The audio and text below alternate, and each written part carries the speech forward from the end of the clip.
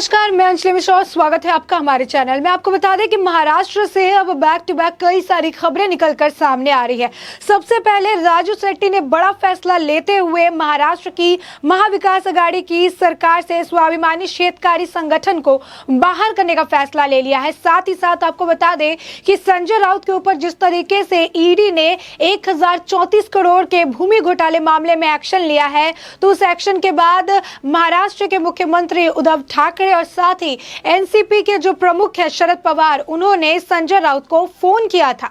साथ ही आपको हम बता दें कि इस पर जो है संजय राउत के ऊपर जो कार्रवाई देखने के लिए मिली है ईडी के तरफ से, इसमें बैक टू बैक जो है कई सारे रिएक्शन भी देखने के लिए मिल रहे हैं। आदित्य ठाकरे भी इसे लेकर टिप्पणी कर रहे हैं, तो वहीं इसे लेकर किरीट सोमैया ने भी कई सारे ट्वीट किए हैं। साथ ही आज एनसीपी के प्रमुख शरद पवार जो है उन्होंने महाराष्ट्र के विधायकों को रात्रि भोजन के लिए जो है बुलावा भेजा है। तो ऐसे में महाराष्ट्र से कई सारी एक साथ मिलीजुली खबरें निकलकर सामने आ रही है। तो आइए सभी के बारे में हम जरा विस्तार से जान लेते हैं। आपको बता दें कि स्वाभिमानी शेतकरी संगठन के मुखिया और पूर्व सांसद राजू शेट्टी ने बड़ा फैसला लेते हुए मोर्चा खोल दिया है और उन्होंने जो है महाविकास आघाड़ी की सरकार को छोड़ने का फैसला ले लिया है। राजू शेट्टी ने कोल्हापुर में एसोसिएशन की राज्य कार्यकारिणी की बैठक में यह बड़ी घोषणा की है, तो जो कि महाराष्ट्र की महाविकास आघाड़ी की सरकार के लिए बड़ा झटका माना जा रहा है। स्वाभिमानी शेतकरी संगठन युवा आघाड़ी के प्रदेश प्रवक्ता रजनीत बगाल ने कहा कि स्वाभिमानी शेतकरी संगठन ने महाविकास आघाड़ी छोड़ दी है। राजू शेट्टी ने कोल्हापुर में यह घोषणा की, तो अब हम आजाद हैं। तो साफ तौर पर यह बड़ी घोषणा थी, बड़ी जो है बयान की तरफ से दिया गया। और इसी बीच राजू शेट्टी ने भी पहले माविया छोड़ने के संकेत दिए थे और महाविकास आघाड़ी में शामिल होने का निर्णय स्वाभिमानी शेतकरी संगठन का एक सामुदायिक निर्णय था, जिसके बाद अब इस महाविकास आघाड़ी सरकार को छोड़ने का फैसला ले लिया गया है और इस फैसले को बड़ा झटका माना जा रहा है महाविकास आघाड़ी की सरकार के लिए। और साथ ही साथ आपको बता दें कि एक के बाद एक बड़े झटके जो है महाराष्ट्र की सरकार को लग रहे हैं। पहली तरफ तो जिस तरीके से राजू शेट्टी ने बड़ा फैसला लेते हुए स्वाभिमानी शेतकरी संगठन ने महाविकास आघाड़ी का जो दामन है वो छोड़ दिया, तो वहीं दूसरी तरफ आज शिवसेना के नेता और सांसद संजय राउत के ऊपर बड़ी कार्रवाई देखने के लिए मिली, जहां पर ईडी ने 1034 करोड़ रुपए के भूमि घोटाले के मामले में उनकी जो प्रॉपर्टी है, उनकी पत्नी की जो प्रॉपर्टी है, उसे जब्त कर लिया। और इस कार्रवाई के बाद खुद संजय राउत ने यह बात बताई कि किस तरीके से उद्धव ठाकरे और शरद पवार ने उन्हें फोन करके इस मामले की जानकारी ली है। तो साफ तौर पर यह एक बड़ा ये है कि कहीं ना कहीं संजय राउत पर कार्रवाई हो रही है, तो इसकी चोट जो है, इसकी आंच जो है शरद पवार और उद्धव ठाकरे तक भी पहुंच रही है, क्योंकि इससे पहले अनिल देशमुख जेल जा चुके हैं, उसके बाद नवाब मलिक जो चाहते थे शरद पवार के, और बार बार जो है ये भी कहा जा रहा था कि अब अगला नंबर जो है वो संजय राउत का भी होने वाला है, क्योंकि संजय राउत भी काफी करीबी माने जाते थे। और ऐसे में अब ईडी की कार्रवाई लगातार देखने के लिए मिल रही है। महाराष्ट्र में ईडी काफी ज्यादा सक्रिय नजर आई, जो केंद्रीय एजेंसी है, एक महीने से काफी सक्रिय नजर आई है और कई सारे अलग अलग मामलों को लेकर लगातार छापेमारी और जांच जारी है। और इसी में अब संजय राउत का नाम भी जुड़ चुका है। अब ऐसे में आपको बता दें कि इस पर लगातार प्रतिक्रिया देखने के लिए मिल रही है। आदित्य ठाकरे ने संजय राउत के साथ जो ईडी की तरफ से जो कार्रवाई की गई है, इसे लेकर उन्होंने भी टिप्पणी की। उन्होंने कहा कि जो कुछ भी हो रहा है वो राजनीतिक प्रतिशोध का हिस्सा है, लोकतंत्र का नहीं। अब बता दें आपको कि जब नवाब मलिक की गिरफ्तारी हुई थी और लगातार जब इस्तीफे की मांग हो रही थी, तो इस दौरान भी शरद पवार और यहाँ पर महाविकास आघाड़ी के जो कई सारे मंत्री और विधायक था, उनका भी यही बयान था कि हम इस्तीफा नहीं मांगेंगे, कि नवाब मलिक की जो गिरफ्तारी हुई है वो प्रतिशोध, राजनीतिक का प्रतिशोध प्रेरित है, इसमें सच्चाई नहीं है।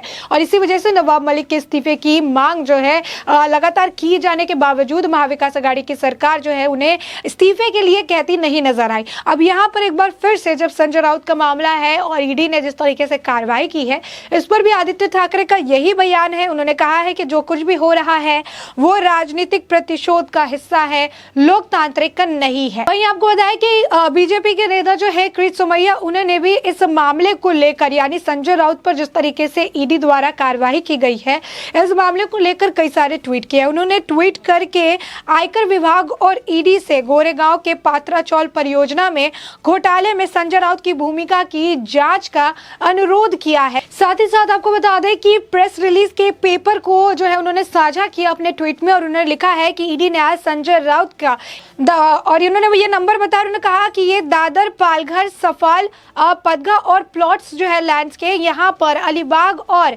किहिम के भी बीच में तकरीबन 10, 15, 56, 573 नंबर के जो है फ्लैट्स इन्हें जब्त कर लिया गया। उन्होंने कहा कि मैंने ईडी से और इनकम टैक्स डिपार्टमेंट से रिक्वेस्ट की है ताकि वो संजय राउत की 1039 करोड़ के गोरेगांव पात्राचाल प्रोजेक्ट के स्कैम के बारे यानी घोटाले के बारे में भी जांच पड़ताल करे और जानने की कोशिश करे कि आखिर इसमें संजय राउत का क्या कुछ रोल है।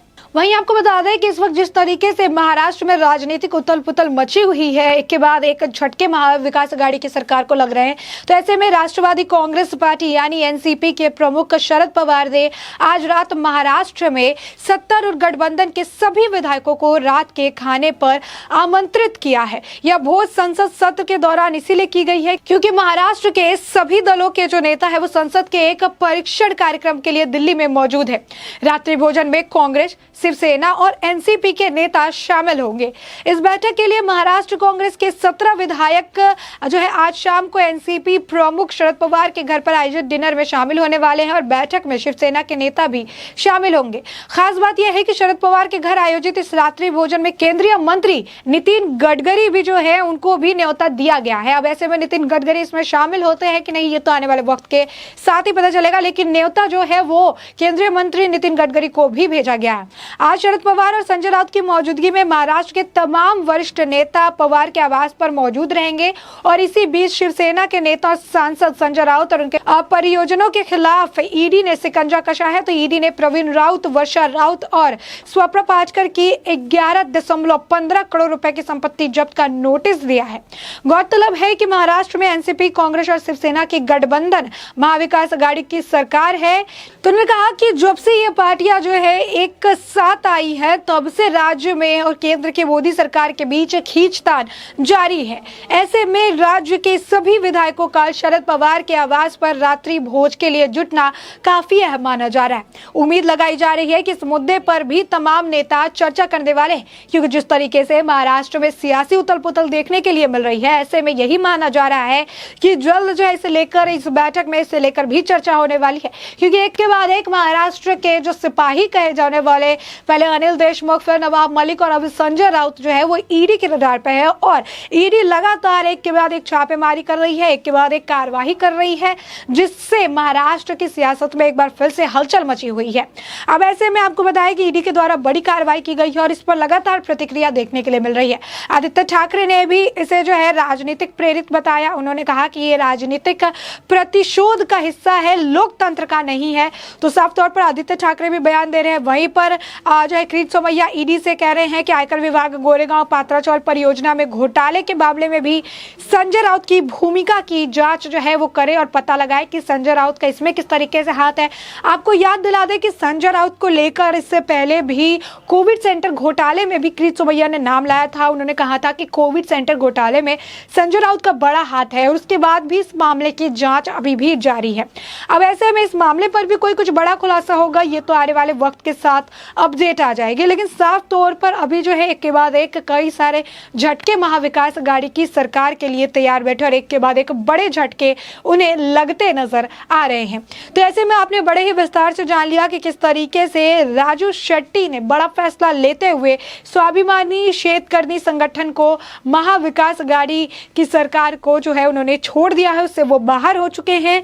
साथ ही संजय राउत पर ईडी की कार्रवाई के बाद उद्धव ठाकरे यानी महाराष्ट्र के मुख्यमंत्री उद्धव ठाकरे और एनसीपी के प्रमुख शरद पवार ने संजय राउत को फोन किया है और इसके बाद हमने आपको ये भी बताया कि किस तरीके से आदित्य ठाकरे ने संजय राउत पर ईडी द्वारा हुई कार्रवाई को राजनीतिक प्रतिशोध का पार्ट बताया, हिस्सा बताया है, इसे लोकतंत्र के खिलाफ बताया। लोकतंत्र किसे नहीं मानते हैं वो। साथ ही किरीट सोमैया ने ईडी से और आयकर विभाग से अब रिक्वेस्ट किया है कि एक और मामला वो लेकर आए हैं जिसमें संजय राउत की जो रोल है, संजय राउत के रोल की जांच जांच करने की मांग वो कर रहे हैं, अपील कर रहे हैं।